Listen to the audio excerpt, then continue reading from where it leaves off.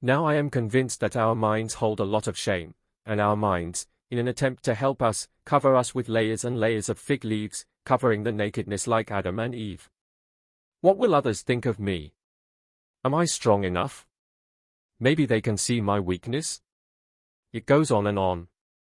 Occasionally a terrible pride creeps in our mind as a defense mechanism, making us blind to our insides.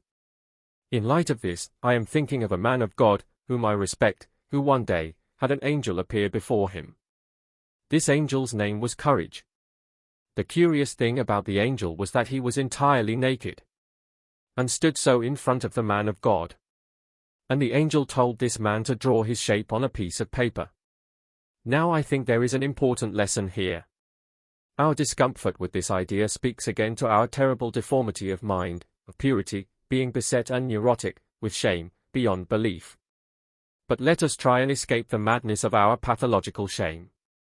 The nakedness of the angel is the lesson of transparency. We must give emotions a voice. We must give shame a voice, so that we can get rid of it. We can only catch a fish in the water, as it were, when we see it.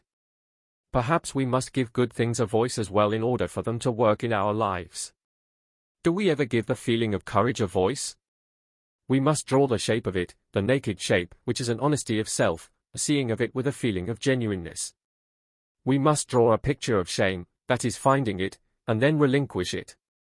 We draw the shape of hope by awareness of its feeling, giving it a shape, which is giving it a voice. I look into the blue sky, I see all possibilities from the hand of God. I feel the feeling of this wonder of possibilities, and in so doing, being reflective of it, giving it transparency, or nakedness, and so draw a shape of it on the paper of my mind. And then it will work. And then it will work. Now the Lord had given Micah Turnbow the strange advice that we should give emotions a voice.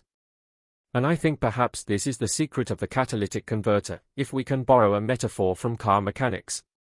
Now the secret of the catalytic converter is the lesson of the naked angel who wants his shape drawn. There is a unique mechanism in our glorious inner structures of consciousness.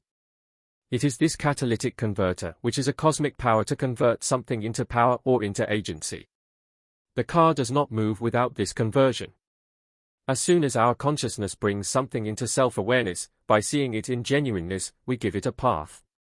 As long as our mind buries the feelings underneath fig leaves, by shame or whatever, it cannot be resolved.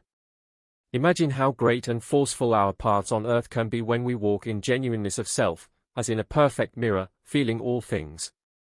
When I touch the shape of courage, I give it agency into my life.